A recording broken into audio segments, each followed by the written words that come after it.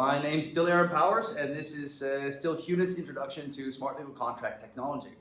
In this module, which is fairly late in the playlist, I would imagine, we are going to look at something that we haven't looked at before, which is what are some of the impacts of smart legal contract use. So, yes, very speculative, but this is kind of our view as actors in this space on what is either at the horizon or just over it as smart legal contracts start to become used in certain types of industries.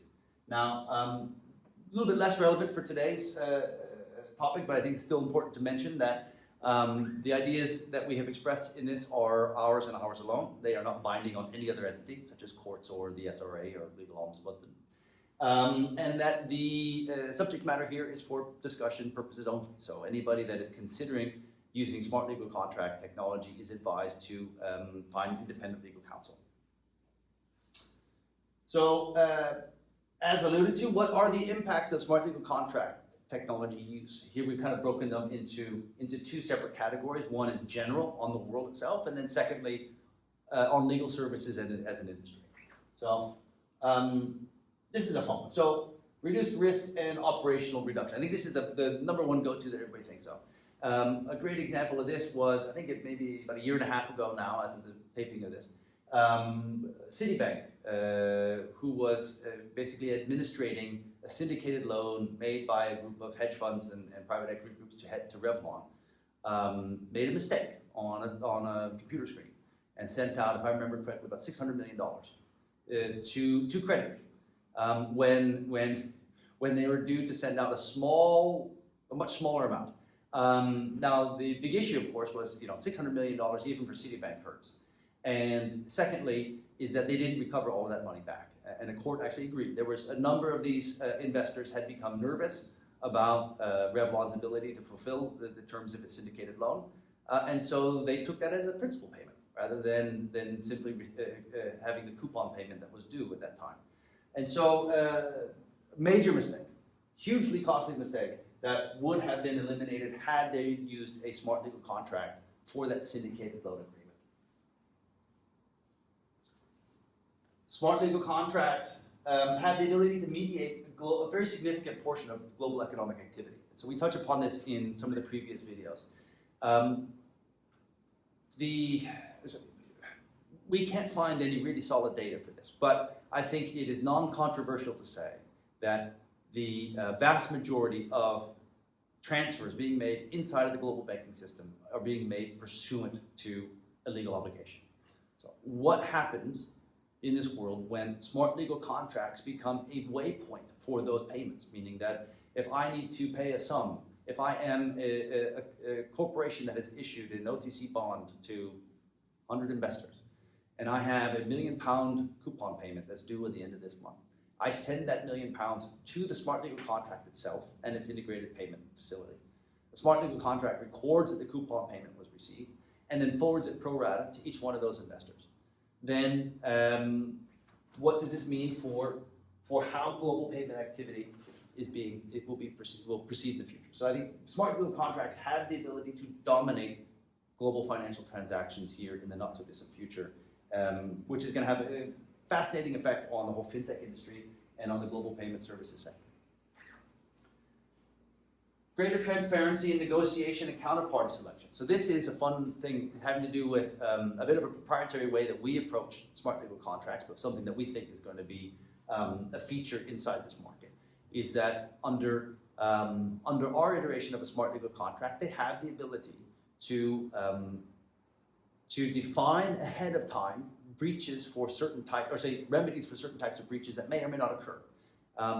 It's certainly not let's say a long tail type of approach, meaning that you're not going to be able to, I think, feasibly anticipate every type of breach that could potentially occur inside of a smart legal contract. But if you're using a smart legal contract, for example, in the alternative asset space, primarily for investment instruments, there's really only two kind of main categories of deliverables that are important, which is tell me the truth, right? So information rights, and send the money that's due when it's due.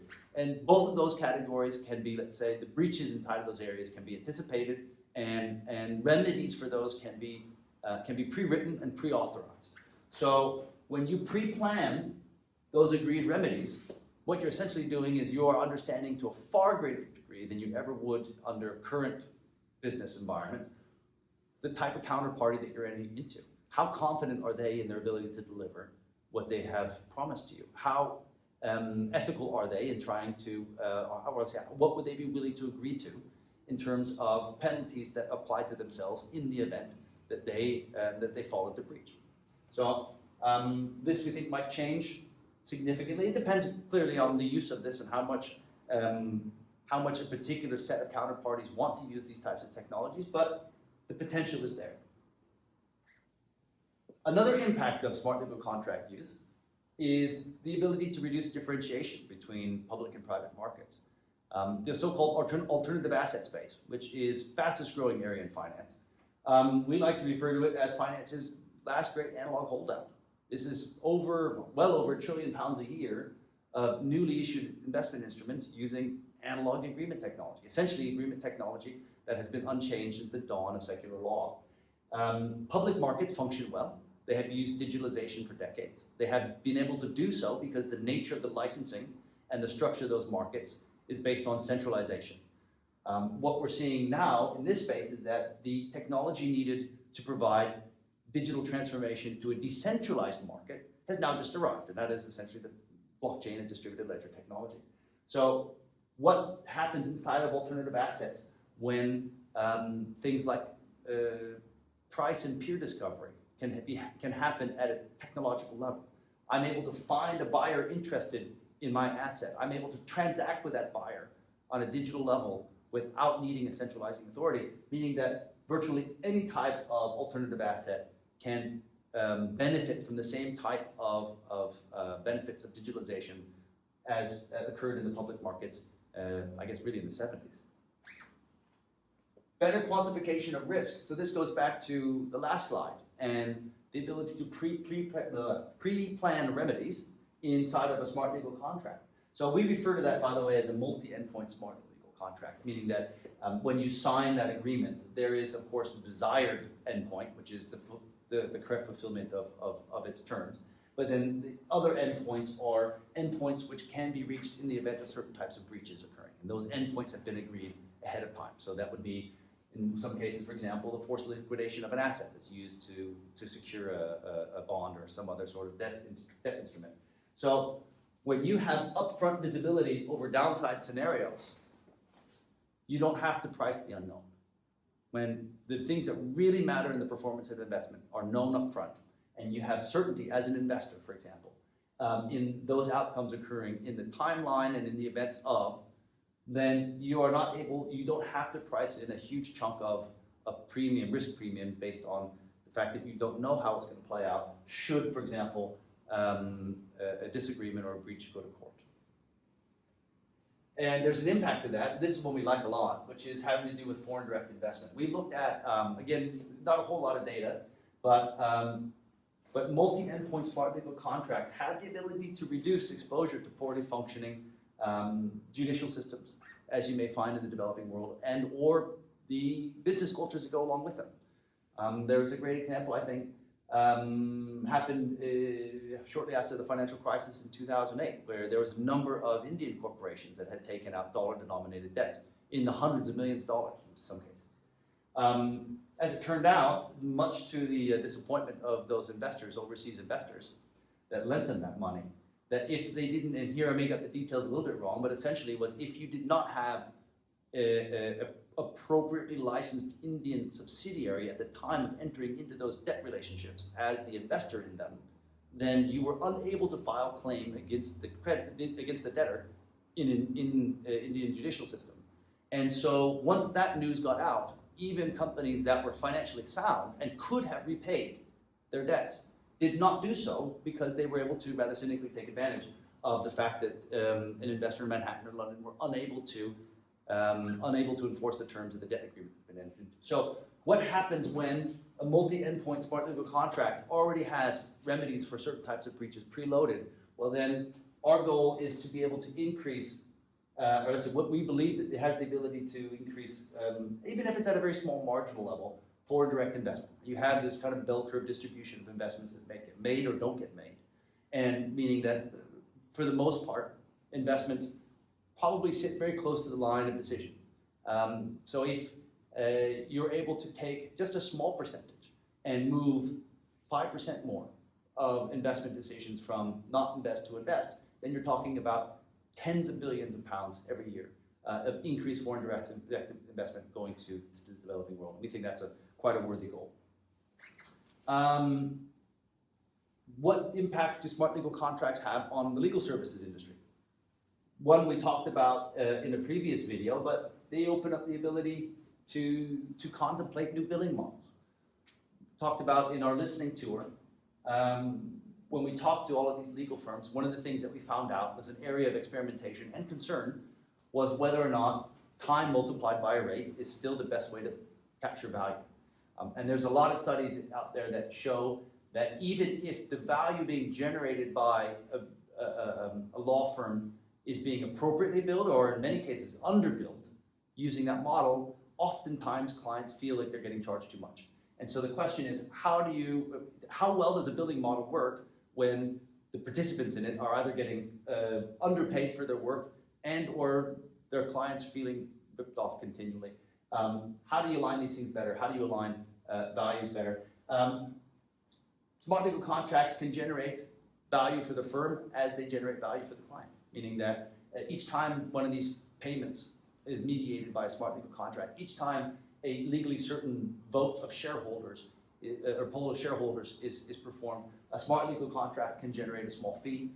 The firm can participate in that small fee.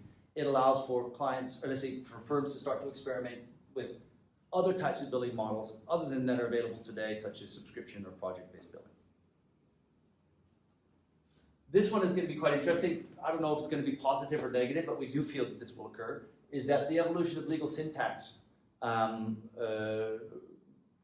will impact how the natural language portions of agreements, of course, are being written. Meaning that right now, under English law, language tends to be fairly declarative in terms of describing what the outcome will be and leave it to the parties to determine what are the correct steps in order to achieve that declarative outcome.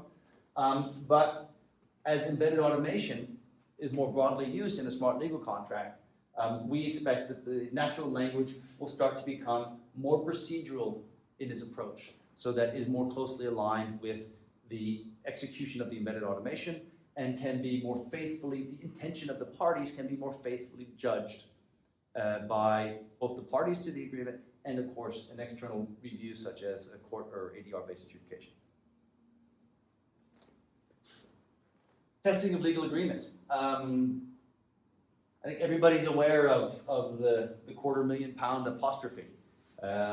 Small drafting errors can sometimes have very significant legal repercussions. This, of course, smart legal contract technology will not solve all, as natural language portions of the agreement still are critically important in their execution and enforcement. But when you have embedded automation in a smart legal contract, you have for the first time the ability to run an audit of that embedded automation prior to it becoming binding upon the parties. So here, being able to test a smart legal contract in all of its potential permutations in its automation ahead of even proposing to a client or the counterparty, I think a great tool set that the legal services sector has had limited access to in the past. Legal certainty. We talked about this in one of the previous episodes. I think it's hard to understate the impact of having legally certain records. And so the question is, where does litigation, how does litigation get argued? How do counterparty relationships, how are they improved by a belief amongst all parties involved that indelible DLT-based records eliminate the question of what and when, and allow instead parties to determine or have disagreements over whether or not the facts fit the original intention of the parties, rather than arguing about what are the facts. The use of what we call multi-endpoint smart legal contracts can reduce the burden on dispute resolution, meaning that in the event that the types of breaches, and this probably, let's say everything seems to fall under an 80-20 rule, but But let's say you're able to plan for 80% of the things that normally would end up in a court-based adjudication will fall under categories of disputes that or breaches that are able to be anticipated, and 20% will be kind of the long tail of disputes that are difficult to anticipate.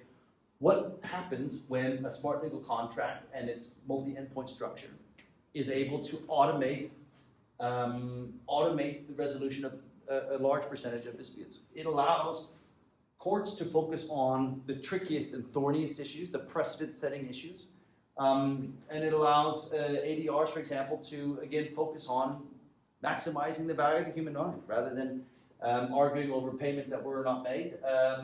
The agreement itself can mediate those types or let's say, resolve those types of issues and leave the things that are more complex for the courts to handle. And that brings us to the last slide. So thank you very much. Again, I invite you, if you have the chance and the inclination, to take a look at some of the materials that we're linking here. I think all of them are very informative. Some of these impacts around SLC use is being discussed in our paper that we published with the Law Tech Delivery Panel in more detail than we discussed today. But again, these are just some thought pieces for us to propose to you how we think smart legal contracts may change the world that we live in. Thank you.